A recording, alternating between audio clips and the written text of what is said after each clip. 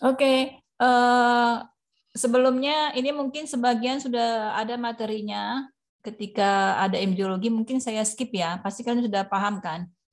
Yang ada trimester, saya lihat ada apa ya? Ada beberapa materi tentang embriologi yang telah disampaikan di anatomi. Berarti saya bisa skip kan? Sampai sini paham gambar yang ini? Ya, Dok. Alah. Terus saya mau jalankannya kayak mana nih? Nggak bisa jalan dia. Mungkin diklik saja, Dok, di layarnya, Dok.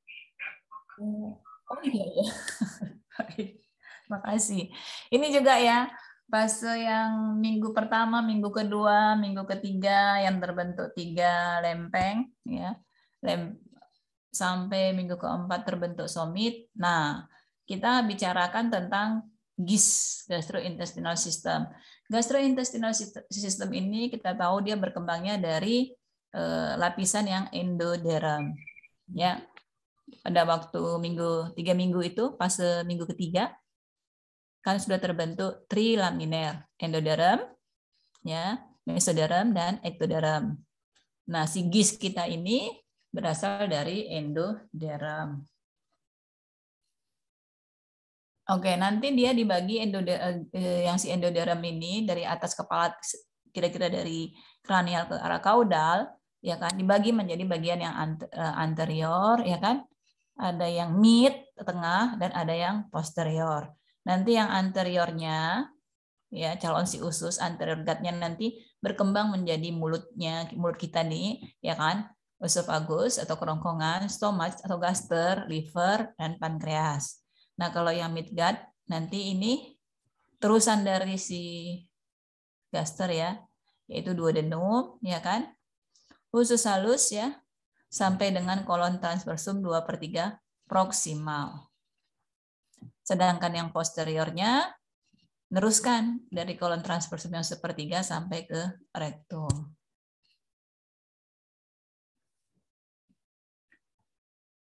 Nah, ini gambarnya kira-kira, kalau kursor saya nampak ya? Nampak, Dok. Nah, ini ya kan dari daerah kranial ke arah kaudal gitu ya, kranial ke arah kaudal. Ini yang kuning telurnya. Ya, nanti perkembangannya seperti ini. Ini nanti nampak di gambar yang lain ya, kita lihat.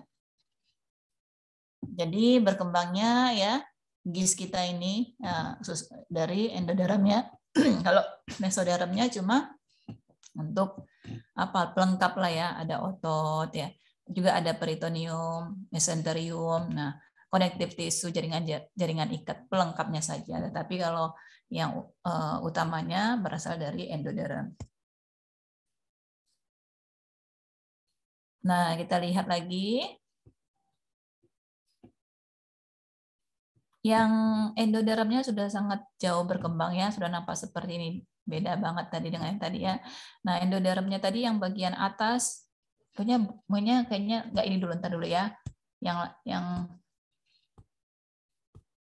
ini aja deh. Yang ada tulisannya gini, yang usus yang depan ya, tengah ya, karena yang istilah ini aja dulu ya kan. Ada yang foregut, ada midgut, dan hindgut. Ini yang depan, tengah, dan belakangnya. Dan nanti yang foregut tadi kita bilang dia sudah membentuk apa nih tadi, sudah ya kita jelaskan tadi. Nah, ini yang midgutnya, ya kan, yang di sini yang hindgutnya. Hindgutnya ini nanti kita lihat di sini ada pembuluh darah ya. Ini pembuluh darah, ini pembuluh darah. Nah, ini arteri mesenterika inferior, ini arteri mesenterika superior, dan ini adalah arteri celiacus atau celiac artery. Nanti pendarahannya ini nanti cabang-cabang dari, jadi yang ini nanti cabang mendarahin ke semua ini ya, sedangkan ini nanti mendarahin daerah sini begitu ya, sesuai dengan topografinya. Jadi kalau saya mau ke depan itu ya. Tadi kita sampai sini ya.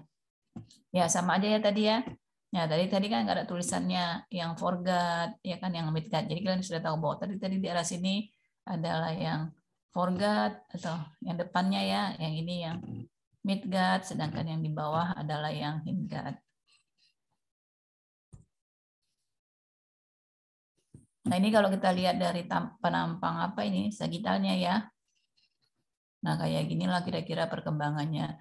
Nanti masuk ke dalam ini ya. Kalau kita potong secara yang melintang kayak gini, nah ini seperti ini tampaknya. Nah, kita tahu bahwa yang warnanya biru itu adalah ektoderm. Sedangkan yang warnanya merah ini mesoderm, yang kuning ini adalah endoderm. Nah, kita perhatikan si mesodermnya udah dia mengitari ke sana ya, ke atas dan juga ke sini ya, ke bawah, dikelilinginya gitu kan. Nah, ini kita sebut dengan mesoderm yang splagnik atau visceral. Sedangkan yang di sini adalah mesoderm yang somatik ya, atau body ya, tubuh. Nah, ini yang splagnik atau yang visceral. Nah, kita lihat ternyata dia akan berkembang terus sampai ini akan berkembang ngenutupin. Nah, begini dia ya, berkembang membengkok gitu ya. Terus sampai sini. Sampai jadinya ya si kuning telur ini pun apa nih? Terpotong dia ya kan. Kayak terpotong gitu dia. Nah, masuk ke dalam. Nah, gini. Nah, akan tampak nanti jadinya seperti kalau dipotong lah yang embrionya ini ya, atau fetus. Kalau fetus sudah di atas 2 bulan ya, atau 3 bulan. Kalau masih 5 minggu masih embrio. Nah, kalau ini kita potong di sini kita potong, maka akan tampak dia seperti ini. Ingat tadi kalau yang apa nama tadi? Nah, ini kan dia sampai kemari kan. Nah, ini di sini ada, kita perhatikan nanti ini ini kita lihat ini mesoderm ya.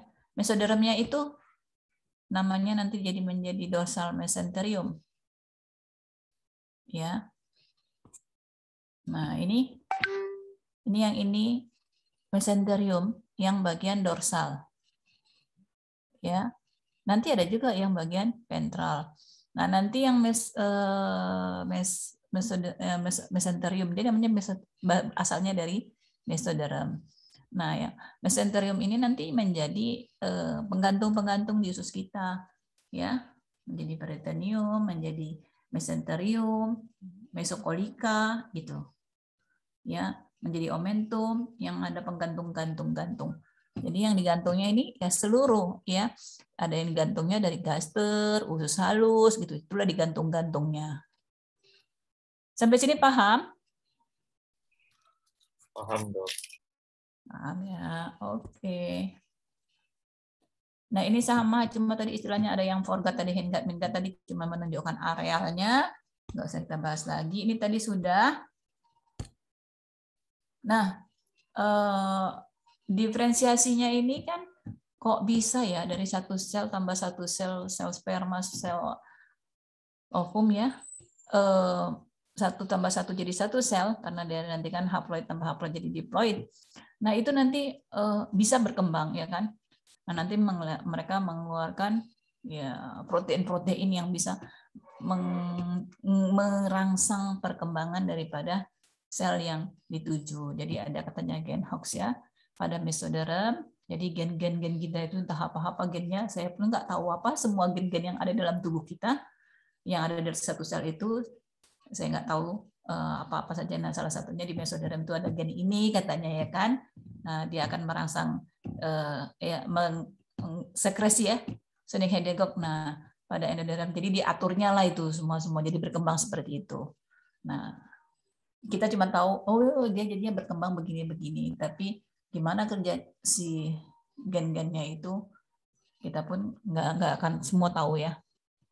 Sulit kali saya rasa mempelajari semua dan belum semua terbuka.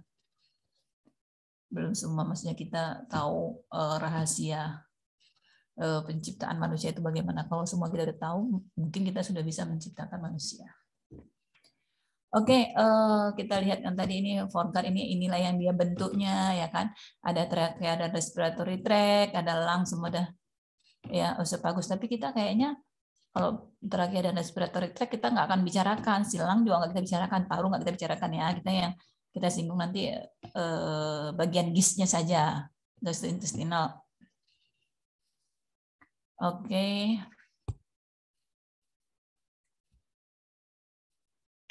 Nah, nanti sebenarnya di atasnya itu diadakan tadi kita bilang foregut, midgut, hindgut. Ternyata di atasnya ada pharyngeal gut. Nah, pharyngeal gut ini akan menjadi farinx dan kawan-kawannya, kelenjar-kelenjar di sekitarnya.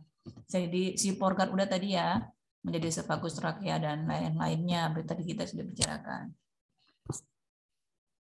Nah, lambung pada minggu keempat ya. Nah, terbentuklah si lambung ini. Nah, nanti lambung ini akan berputar sehingga menyebabkan nervus vagus berputar juga, sehingga nervus vagusnya dikasih nama, ada yang kiri dan kanan. Rotasi ini juga akan menyebabkan adanya bursa atau ruang. Nah, jadi lambung kita, stoma atau lambung itu nanti akan berputar arahnya ke arah sana ya. Nah, nanti yang nervus vagus yang ngelewatin ini pun nanti dikasih nama sesuai dengan daerahnya. Jadi kalau dia udah berputar gini 90 derajat, nah kan 90 derajat ini akhirnya jadi bentuknya jadi agak pior-pior gitu ya kesannya ya. Enggak agak lurus. Ini kan kayak lurus gitu. Nah, ini akan berputar membentuk nanti yang satu lagi berkembang jadi lebih besar ya kan, yang kurvatura nanti kita lihat lagi. Nah, ini nanti mengikuti nanti yang nervus vagusnya berputar, jadi namanya dikasih dengan sesuai daerahnya. Nah, ini juga ada gambar yang unik juga. Ketika dia berputar gitu ya, si lambung ini berputar, ternyata dia berputar juga menarik-narik kawan-kawan yang lain. Salah satunya adalah si duodenum. Jadi duodenum itu berbentuk huruf C karena ketarik gitu. Ini berputar ke sana, ya berputar ke sana. Ini juga berputar. Ketika berputar dia jadi ketarik ya kan. Nah, kemudian ada juga yang unik. Ini ada pankreas itu sebenarnya ada dua. Pankreas itu mungkin kalian udah belajar apa ya? Waktu GUS juga ya kan. Kayak ada bat-batnya gitu kan. Kuncup-kuncupnya muncul, kuncup ini, kuncup itu. Nah, ini kuncup si pankreas ternyata ada yang di daerah dorsal dan ada yang di daerah ventral. Tetapi dengan berputarnya si lambung kita ini, nah berputar tuh yang bagian di si ventralnya nanti ketemu gitu. Ini lama-lama dia puter, ini nanti ketemu sama si ventral sama dorsal ketemu terus bergabung. Ya, jadi sangat unik sekali dan bergabung menjadi satu. Ya, kita perhatikan seperti ini. Nah, inilah kayaknya dia agak ini padahal jauh jaraknya ya kan, jauh gini. Tiba-tiba dekat-dekat karena putaran lama-lama jadi bergabung ya. Yang ventral ini nanti ini jadi yang aksesoris sedangkan yang dorsal tetap dia ya. Menjadi ductus pancreaticus mayor.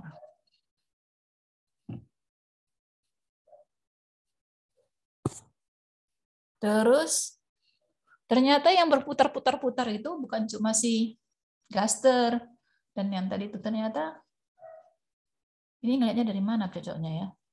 Ini masih ingat nggak gambarnya? Apa nih Hasian?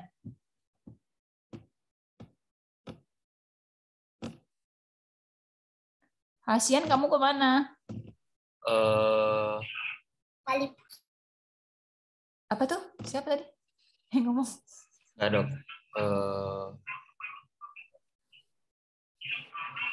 Gambar apa itu? Yang lain? Atau saya panggil namanya satu? Ayo. Ayolah. Midgut ya dok? Iya, midgut. Yang ini apa jadi? Ini apa? Mesenterica superior. Iya, mesenterica superior. Tadi kan masih ingat ada gambarnya, ya kan? Gitu dong. Ya kan, mantap. Ini tadi kan ada celiac, ya kan? Kalau di bawah sini ada mesenterica interior, ya kan? Ini midgutnya. Nah, ini ternyata midgutnya nanti berputar. Ini kan apa tuh? Plasenta gitu kan di sini kan. Jadi pusat ya. Umbilikus ya di sini. Kita lihat gambarnya kayaknya berputar di bawah ya. Nah, ini dia berputar gitu. Nih, yuk gitu. Berputar. Jadi yang ini nanti jadi ke bawah. Nanti totalnya sampai 270 derajat sampai dia selesai berputarnya. Jadi dia berputar ya kan? Yang ini kan berputar nih, yang ini jadi naik. Yang bawah ini jadi naik ke atas. Ini udah naik dia. dan naik terus akhirnya dia jadi gini posisinya. Nah ini gen dengan proteinnya saya juga paham, mohon maaf. Kayak mana dia jadinya dia merangsang supaya terjadi yang seperti ini. Nah kalau terjadi ada gangguan di sini, gangguan genetik, gangguan apa, nah banyak efeknya jadi terjadi kecacatan ya kongenital. Oh ini ya, ini contoh kecacatan. Tapi kita buka ke sini, saya mau ke atas, tapi nariknya salah. Oke, nah ini ya. Tadi yang putar tadi, ya, yang tadi ini si ungu muda ya kan, ini apa? Ungu tua biru, biru ya. Nah ini kan putar naik yang ini ke atas, naik ini, naik ke atas nih dia jadi seperti ini, ya. Jadi seperti ini berkembang lah ini ya. Nah kita tahu kalau yang ini tadi kalau daerah sini berarti ini daerah yang foregut lah ya. Yang ini midgut ya. Nah nih. Ini masih dua warna ini midgut ya. Tengah-tengah ya. Dua warna ini midgut. Kalau yang sini udah hindgut ya, udah bawah ya. Jadi kalau kita perhatikan yang ini yang di tengah-tengah ini yang midgut. Yang atas ini sampai 2 denum itu yang sedikit ya, mulai permulaan awal daripada si 2 denum sedikit itu yang bagian yang foregut. Nah ini coba kita perhatikan ini tadi 2/3 2/3 ke sana, 1/3 kemari dia termasuk yang hindgut. Nah kalau dia gagal jadi macam-macam nanti. Ada yang dia muter, tapi muternya entah gimana-mana ya. Ada yang bisa muter-muter macam-macam atau belit-belit gitu. Ya, kalau terpelintir kita sebut nama pole pulse ya. Kalau terpelintir bisa mengakibatkan ya kerusakan lah ya. Pole pulse itu bisa nekrosis khususnya. Jadi sebenarnya tidak boleh ada kesalahan dalam ini. Luar biasa ya. Saya rasa kalau penyakit-penyakit yang terjadi itu yang pole pulse dan lain-lain itu penyakit genetik itu sangat sedikit terjadi ya, tapi tetap ada. Jadi itu sebenarnya tidak boleh ada kesalahan di dalam pertumbuhan ini. Makanya kalau ibu hamil katanya jangan terlalu stres, jangan apa ya, ya pokoknya baiklah makannya bagus, tidak boleh banyak adiktif begitu. Kalau ibu hamil itu benar-benar sekali dijaga.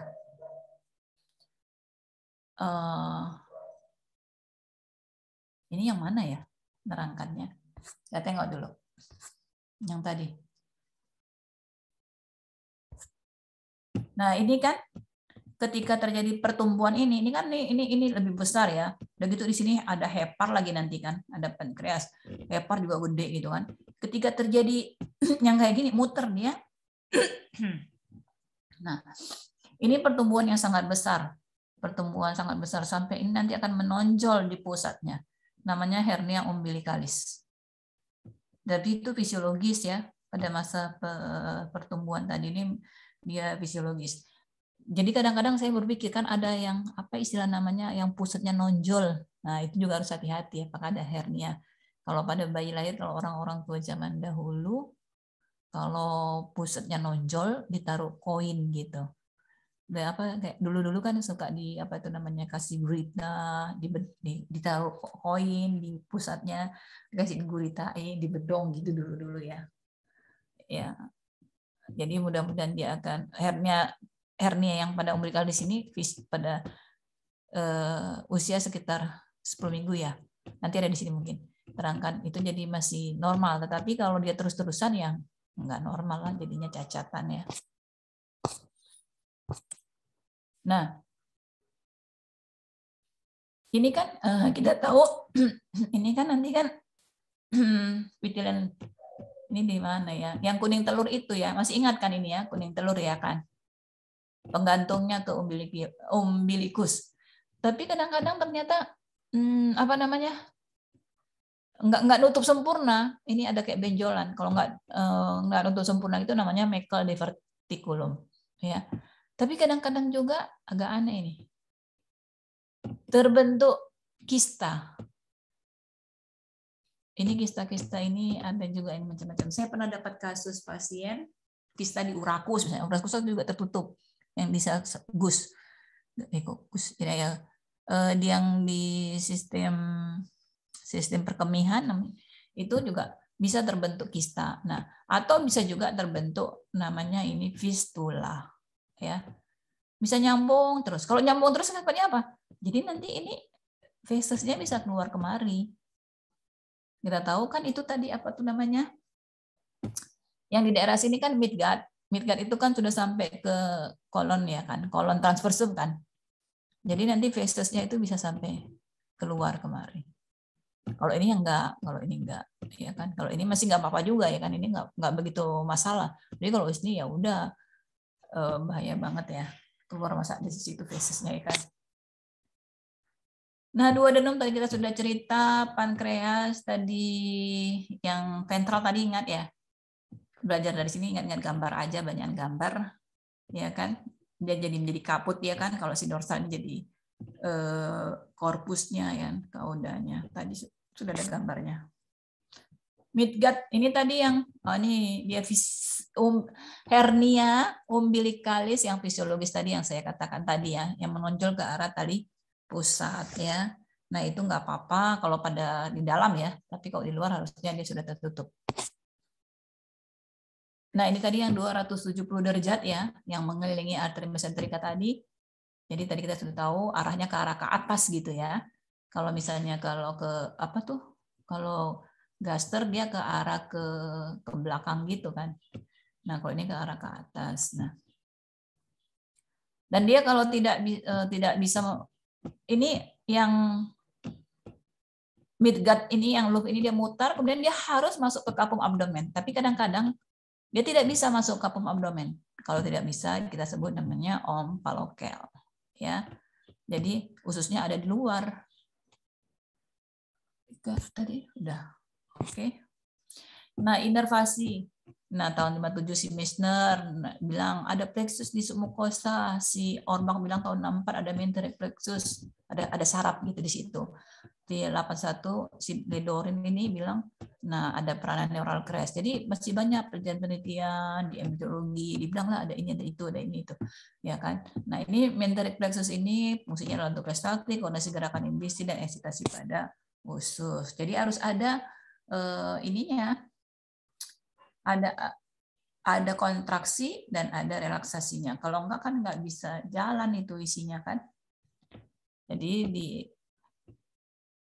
persarapannya ya dari parasimpatis dan simpatis. Nah, ingat kalau parasimpatis fungsinya pada tubuh kita, efeknya itu kalau pada sistem pencernaan dia akan mengeksitasi ya atau jadi kontriksi. Tapi kalau yang simpatetis jadinya menginhibisi, jadi relaksasi dia gitu.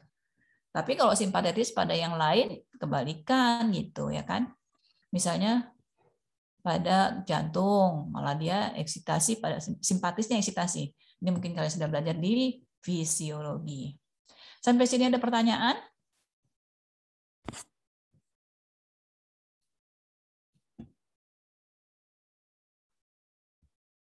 Nah, kalau misalnya neural crest-nya itu tadi nggak bisa berkembang, ya akibatnya apa? Kan sarafnya nggak ada gitu. Jadi nggak ada saraf baik di mukosa, submukosa maupun di mienterik. Mienterik ini di dinding apa? Mienterik otot kan otot. Jadi ini di sekitar ini otot nih, ini kan otot smooth muscle ya kan. Ini juga otot.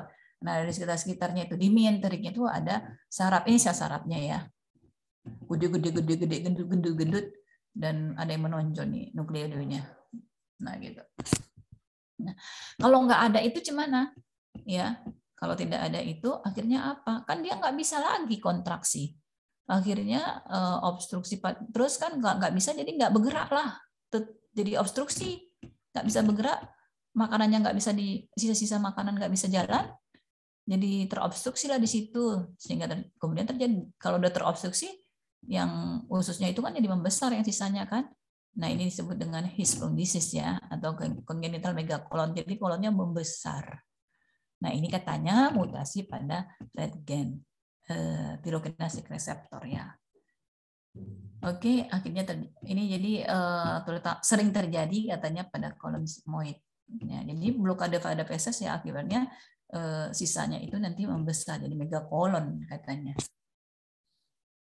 Nah, ini dia ya.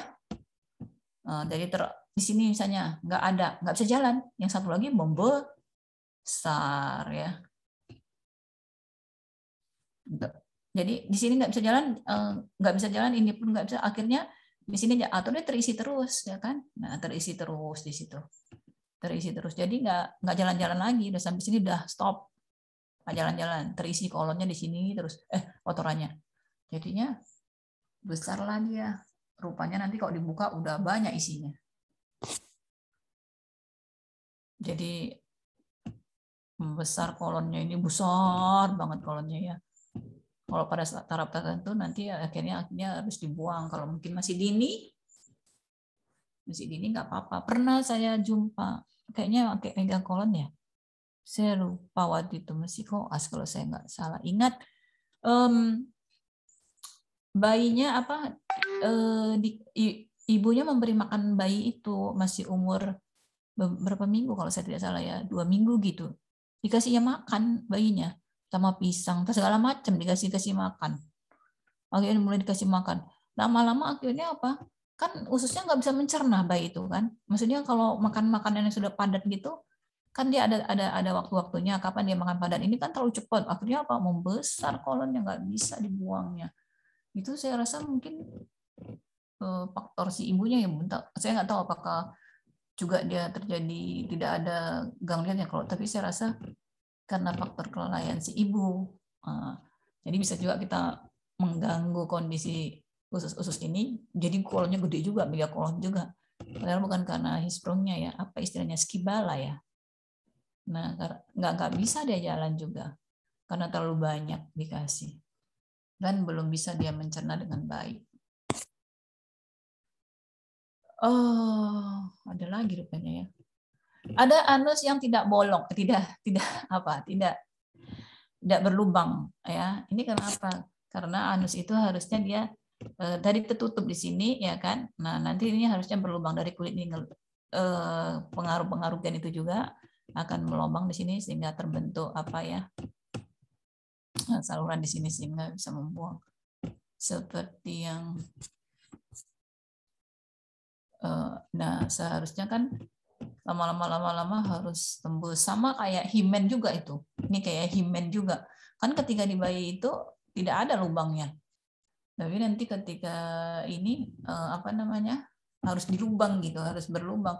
Proses perkembangannya harus ini nanti sampai bisa tembus. Kalau tidak ya artifisial. Kayak himen saya pernah jumpa anak SMP perutnya gendut, disangka orang tuanya dia sudah hamil gitu. Ternyata ketika kita periksa himennya tutup, tidak ada lubang sama sekali. Jadi darah haidnya tertampung. Ya ini juga kalau tertutup gini nggak bisa lah dia buang-buang air besar gitu kan. Sama. Oke, harus dioperasi ya. Oke, kita sudah selesai embriologi. Ada pertanyaan?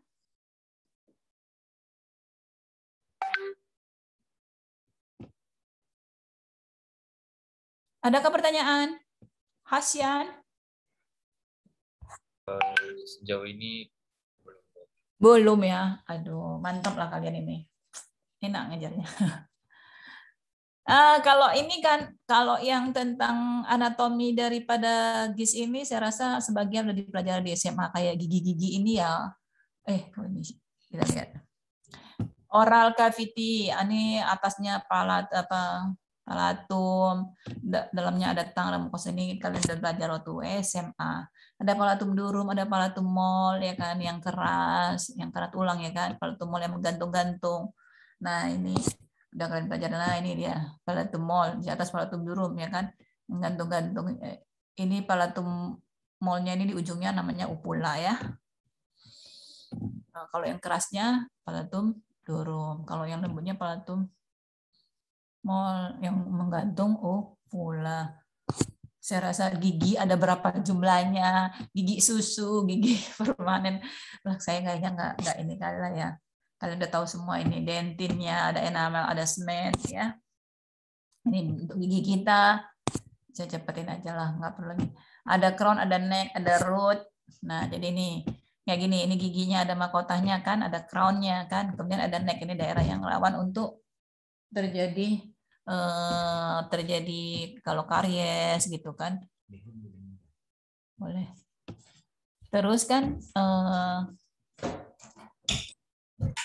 terus ini rootnya.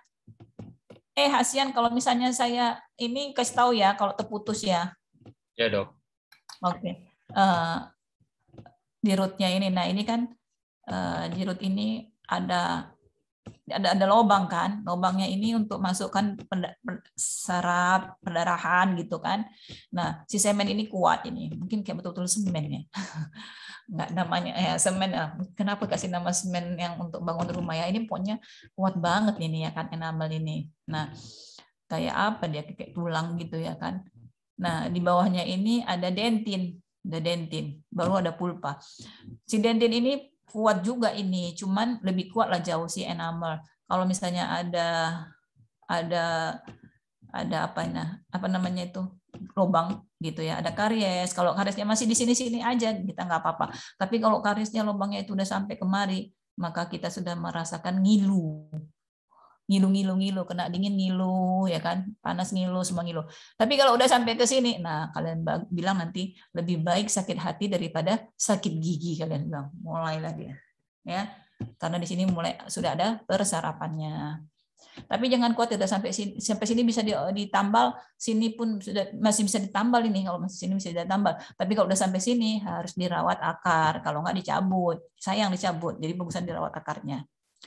Nah, kalau pada anak-anak kan ada giginya hitam. Kalian jangan khawatir. Ketika terjadi rusak ini semua, jadi geripisan, malas sikat gigi anak-anak kan, misalnya kan.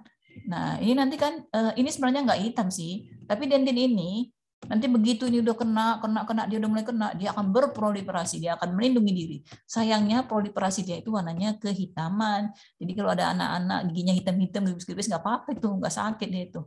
Karena dentinnya berproliferasi untuk melindungi dia dan lebih kuat dari dentin yang awalnya. Oke, itu aja mungkin yang. Oke, kita lanjut lagi. Ini kan udah ya tadi ya. Udah. Loh, kok kemari ya? Balik saya. Oke, ini udah juga. Ini udah. Ini yang lidah ada ujungnya kan, ada badannya, ada radiksnya, udah itu ya kan. Ada papila-papilanya, ini lebih jelas lagi ketika di apa? Papila-papila, nanti ada rasa-rasa katanya di awalnya manis, di akhirnya pahit gitu ya. Ya, di sini nanti asin asam gitu-gitulah ya kan, udah itu ya kan. Nah, ini otot-ototnya, otot-otot lidah ya harus dikasih nama lah, ya kan. Nah, genioglossus, genio itu daerah-daerah sini, glossus itu artinya lidah ya. Genioglossus, jadi dari genio ke glossus. Jadi lidahnya ini ada otot-otot di bawahnya. Geniohyoid muscle. Ya, dan gitu hyoid yang ini. Ada tulang hyoid, ada tulang-tulang daerah sana ya, ini tulang hyoid. Jadi asal kata nama-nama otot-otot ini diikuti dengan asalnya. Kalian harus tahu di mana daerah genioid, di mana daerah hyoid, dan di mana ini kan prosesus styloideus. Jadi nanti kalau ototnya dari hyoid ke styloideus namanya, atau dari ini ya, bisa tergantung dari mana. Nah, ini styloideus ya. Jadi dia gabungan dari mana ke mana gitu. Nah, ini styloideus. Kalau ini nanti kan ada genioglossus. Kalau milo lebar ya, milohyoid. Jadi nanti lebar di sini. Jadi kasih namanya itu sesuai. Nanti dari hyoid ke ini glossus, ini lidah, glossus lidah. Dari hyoid ke glossus, jadi hyoglossus gitu. Oke, paham sini? Diam ya. Udah ini persarapan-persarapannya saya anggap lewat saja, dan ini otot-ototnya nanti apa? Oh ini mungkin ya, ini kelenjar parotis yang terbesar, kemudian kelenjar ludah terbesar namanya parotis. Kelenjar ludah yang berikutnya ya ada di bawah mandibula, submandibularis, dan di bawah lidah, sublingual. Otot-otot di sini ini otot-otot mastikasi ya. Yang ini ya pterygoideus ya, lateral ya kan, medial, kemudian yang ini yang medial lateral. Kemudian ada apa lagi ya? Dari sini apa ini? Temporalis terpotong. Ya. Kalau ini buccinator kan enggak. Yang termasuk otot-otot mastikasi hanya dari sini, temporalis ya, masseter udah terpotong. Nanti kalian bisa lihat di atlas ya, pterygoideus medial dan lateral. Cuman 4 aja. Ini pharynx ya, nih ya. Tolong nggak? Ini kok ada tulang-tulangnya, salah lah belakangnya. Ya, ini daerah pharynx, daerah belakang. Jadi daerah sini belakang dari hidung, hidung nasopharynx, belakang mulut oropharynx, belakang silaring laryngopharynx, daerah sini daerah pharynx, dan nanti daerah di sini daerah oesophagus. Di depannya adalah trakea. Hasian. Ya dok. Ini apa?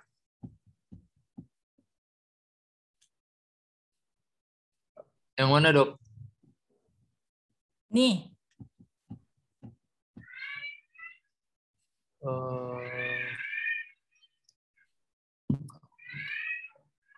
Ayo yang lain bantu. Medula spinalis dok.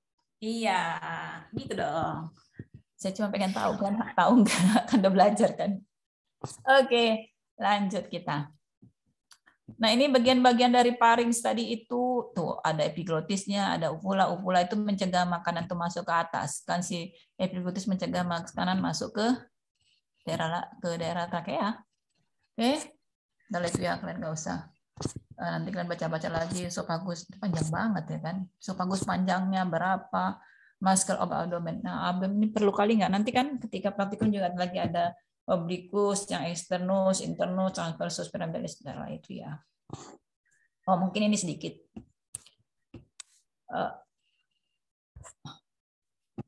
Musculus rectus abdominis itu ada gambarnya nggak ada ya? Itu nanti dia disarungin. Dia disarungin dengan fascia kan. Nama fascianya vagina. Kenapa dikasih nama vagina? Karena dia kayak menyarung gitu. Vagina itu artinya sarung, ya. Nah, sudah nanti dia dipisahkan ya. Musculus rectus ini pun petak-petak gitu kan. Namanya adat endonnya incisio tendinea. Kemudian di tengah-tengah itu kalau misalnya kita lihat, kalian semua punya bagian tengah dari perut kalian lihat itu kayak ada garis namanya linea alba. Itu daerah yang kuat. Ini serabut-serabut jaringan ikatnya itu dia akan menyilang gitu di daerah tengah itu, yang nanti di depannya kita sebut dengan linea alba. Nah ini linea semilionaris itu yang ke tadi otot apa piramidalis, tapi piramidalis nggak semua katanya ada ya. Kok banyak kali ya. Ligamentum inguinal. Ligamentum inguinal atau poparti, kanalis minimalis, nggak enak, nggak ada gambarnya, mana lah gambarnya ya, tidak ada ternyata. Kayaknya kalian udah belajar waktu di ekstremitas inferior itu akan diterangkan yang lebih jelas, sudah ada gambarnya sehingga saya mungkin saya juga yang masuk kali, saya pun lupa. Nah ini yang obliquus, ini yang obliquus abdominis yang externus dan internus. Sama-sama punya obliquus, yang satu bagian luar, satu bagian dalam, maka nanti persarapannya juga sama, intercostalis, iliohipogastricus, dan ilioinguinalis. Sedangkan yang transversus ini coba dari intercostalisnya 10-12 itu aja bedanya, lainnya sama. Jangan masuk. Nggak ada.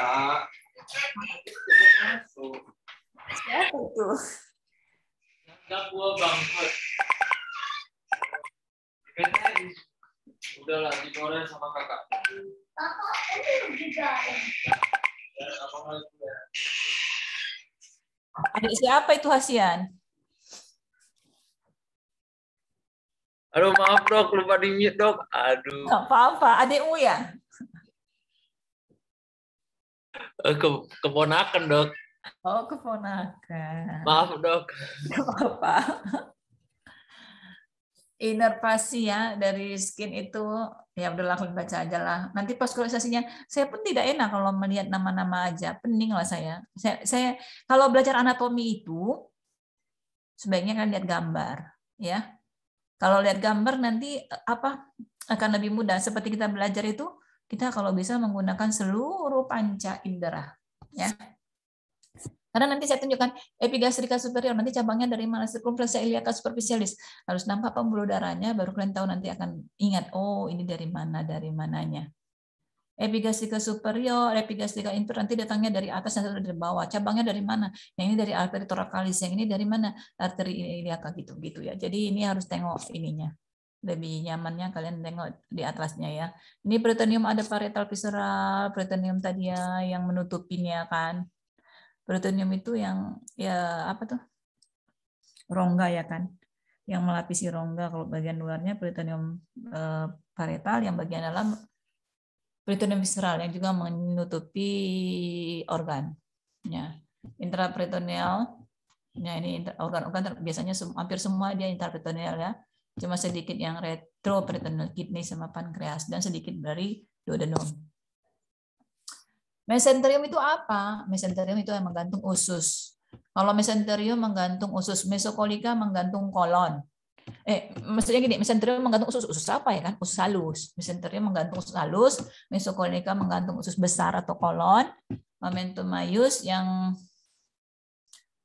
terusan dari, lihat gambar aja deh. Nah ini ada gaster, dia terus apa itu? Peritoneum visceralnya terus ke bawah menutupi ini namanya omentum maius. Kemudian nanti balik lagi dia. Jadi ini juluran dari peritoneum visceral yang menutupi gaster itu namanya omentum maius. Bursa omentalis nanti ada rongga di belakang daripada si gaster. Foramennya ini tempat lewatnya ya. Kita baca. Lihat nanti digambar di atlas di mana letaknya. Regionya banyaknya lah slide plan ini. Saya rasa kalau saya yang buat slide, saya rasa cuma 10 aja udah siap lah ya. Banyak kali. Nah ini di apa namanya, ada kuadran di daerah abdomen ini sebenarnya. Ya. Di daerah abdomen ada kuadran yang ditarik garis, ini di tengah dari clavicula, kemudian ini di costa, dan ini apa namanya? Spina iliaca anterior superior ya, sias. Nah, nanti tarik garis gitu, jadi dapatlah garis khayal di sini, garis khayal. Di tengah-tengah umbilicalis, pusat ya. Nanti kalau di sini, ini kan daerah pinggang, lumbal kiri, lumbal kanan. Kemudian di sini daerah iliaca, di sini ada tulang iliaca tadi kan, iliaca kanan, iliaca kiri. Kemudian di sini ini apa? Ini apa tadi? Kok hipo ya? Hipokondrium. Hipokondrium itu ini kan costa, kondron. Kostanya di sini dia tulang rawan, yang menggabungkan dia ke apa di sini ada sternum. Jadi dia hipokondrion. Hipokondrion kanan, hipokondrion kiri. Dan di sini karena di sini gaster ya, hipogastrika. Nah, hipogastrium, hipokondrium, ya nama-namanya udah pas ya. Nah, lumbal, terus apa tadi, iliaca udah selesai. Terus, nah ini jadi yang tadi itu menunjukkan proyeksi organ tubuh kita, kok di sini ginjal ya gitu kan. Nah nanti kalau perempuan di sini nanti ada misalnya apa ya, ada ovariumnya ya, ada uterusnya, Dan di sini ada vesicularia laki-laki perempuannya sama aja. Dan seterusnya. Nanti di daerah sini ada apa? Kalian lebih apa? Di ini aja lah ya. Jadi atlas. Gaster.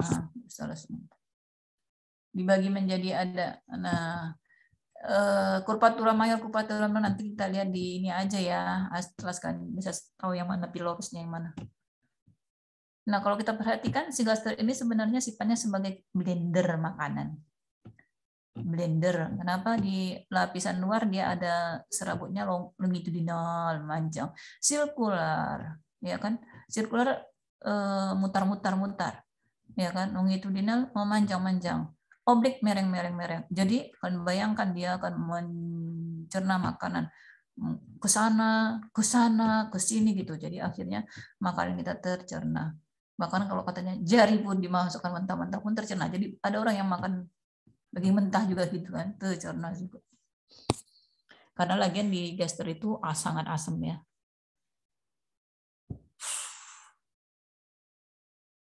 Posisinya itu. Ini gasternya tadi ya, curvatura minor, curvatura mayor, pilorus ya kan. Nah, ini ada yang bagian paling tinggi pundusnya, ini kan dia tempat masuknya. Nah, ini hepar ini. Nah, yang ini adalah kalau ini omentum majus, maka di sini omentum minus. Nanti kalau yang nempel ke hepar namanya hepatogastric ligamen ya.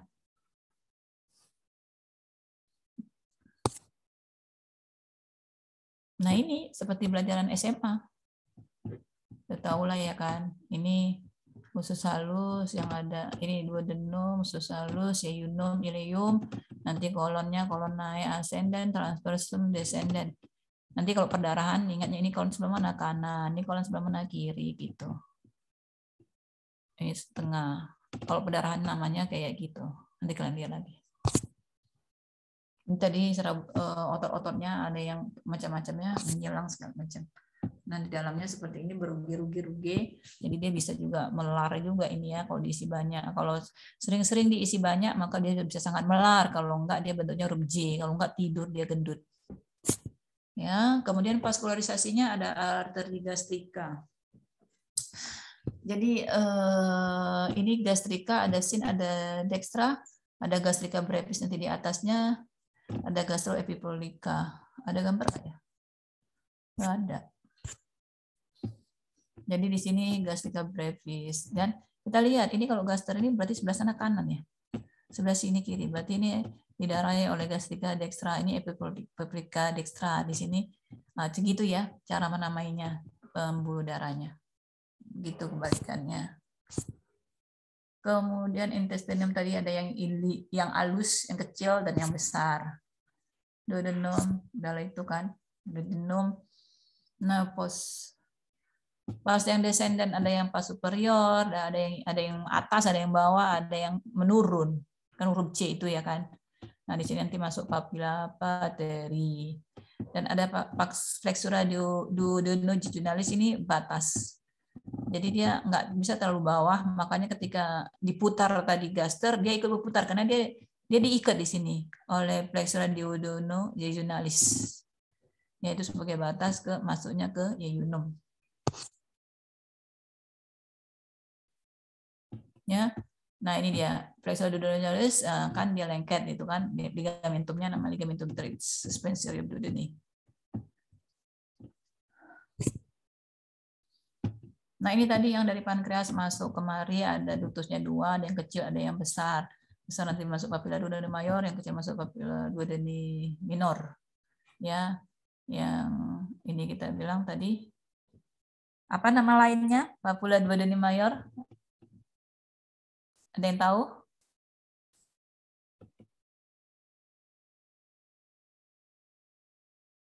Tuh ada namanya lo ditulis. Ini namanya lo Santorini dan Wirsuni. Udah lah.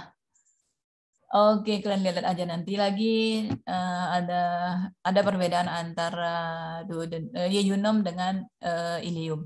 Kalau si yeyunum kan fungsinya untuk apa namanya? Pencernaan masian ya. Ileum untuk penyerapan, jadi agak berbeda. Dan biasanya yeyunum itu lebih tebal ya, lebih kecil. Kalau yang ileum lebih besar dan lebih tipis dindingnya. Karena ini masih berfungsi untuk pencernaan ya. Kalau si yeyunum, kalau ileum lebih ke penyerapan. Dan dia ini juga pasa rektanya lebih lebar. Oh, tidak ada. Limnutnya ya pada yeyunum dia kecil-kecil single. Nah kalau pada ileum lebih banyak disebut pair patch.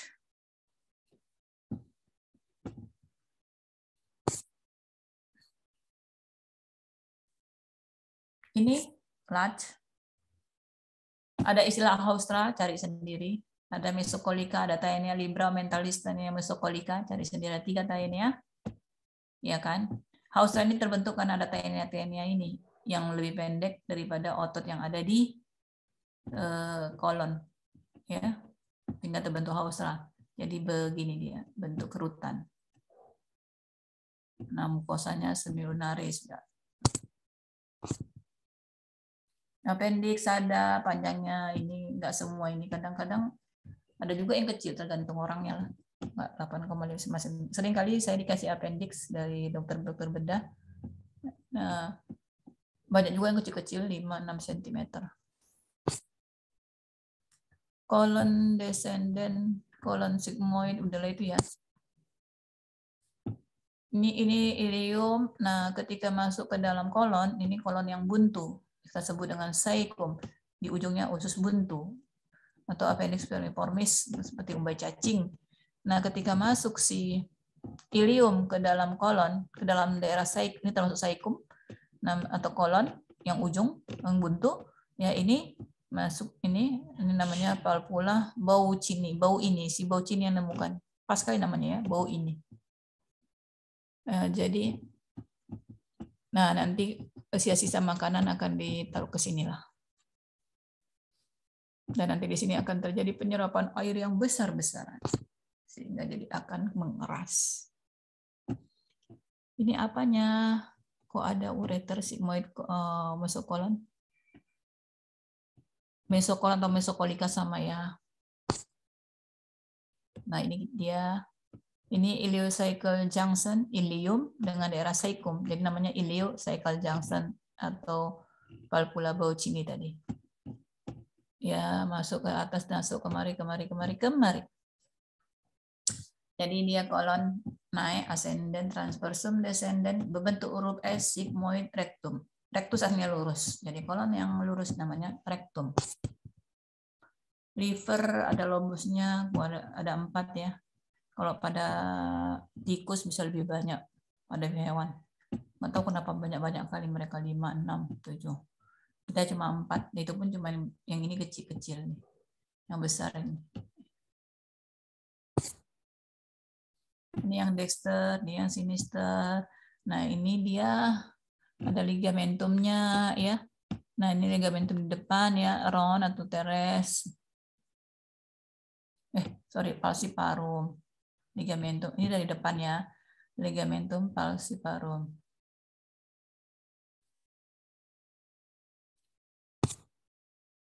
Kok nggak bisa?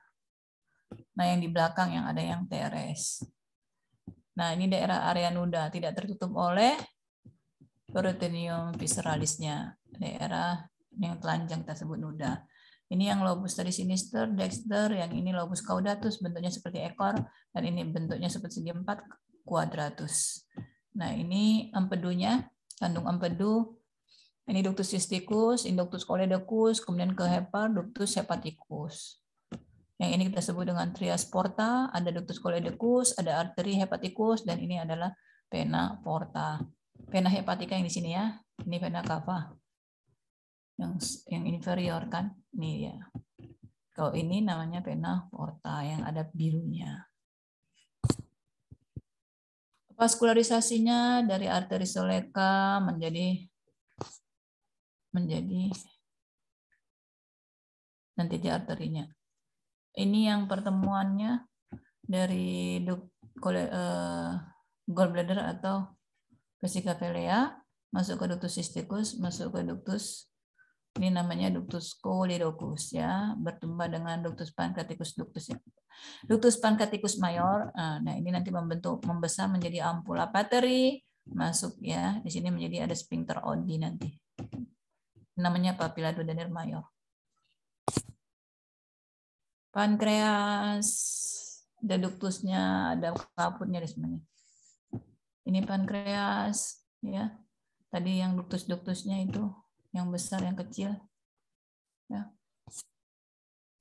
Vaskularisasi di viscera ini dia tadi kan masih ingat kalau dari embriologinya ada arteri iliacus, ada mesenterica superior dan mesenterica inferior. Nah, sesuai dengan tadi embriologinya, nanti kan yang iliacus itu kan yang di atas, yang untuk foregut, maka dia jadi arteri gas kan yang ada foregut itu ada gaster, ada hepar dan ada di situ ada lienalis, ada pancreaticus, jadi ada pankreas. Jadi tapi namanya ini adalah arteri gastrika, arteri hepatika dan arteri lienalis ya, di ujungnya tilien. Sedangkan arteri mesenterica superior namanya nanti jadi apa? Nah, arteri mesenterica superior kan ada ini kan berkembang menjadi usus halus tadi kan. Maka namanya arteri intestinalis. Kemudian dia kan daerah ini kan daerah antara ilium kan berjumpa dengan kolon, namanya arteri iliokolika. Kemudian di situ juga kolonnya masih ingat ya, dia kolon dextra dan kolon yang di tengah-tengah transverse 2/3. Jadi namanya arteri kolika dextra dan arteri kolika media. Kalau cabang dari mesenterica inferior namanya masih ingat kolon itu ada yang di sebelah sini, kolon yang descendant itu namanya, atau kolon yang bagian kiri. Ya, ini jadi kita kasih nama cabangnya arteri kolika sinistra. Kemudian yang berbentuk huruf S arteri sigmoidea. Kemudian yang di rektum bagian superior bisa arteri rectalis superior, atau karena mungkin sering terjadi hemoroid jadi disebut arteri hemoroidalis superior. Nanti ada arteri iliaca communis yang membantu juga arteri hipogastrika. Venanya sudah vena porta tadi ya. Habis, alhamdulillah. Ada pertanyaan sampai sini?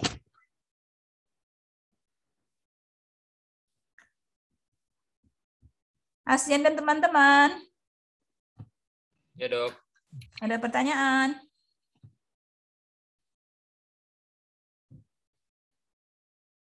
Jelas nggak Asian? Jelas. Jelas ya? Oke. Jadi nggak ada pertanyaan nih?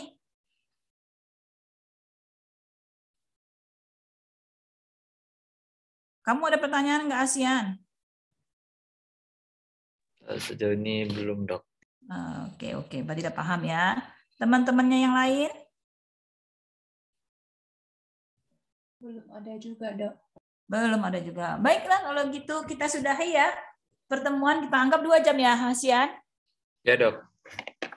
Oke, terima kasih atas perhatian dan kerjasamanya. Semoga semua sukses dan sehat selalu. Ya. Wassalamualaikum warahmatullahi wabarakatuh. Salam sejahtera buat semuanya. Waalaikumsalam warahmatullahi wabarakatuh. Terima kasih, Dok. Terima kasih, Dok.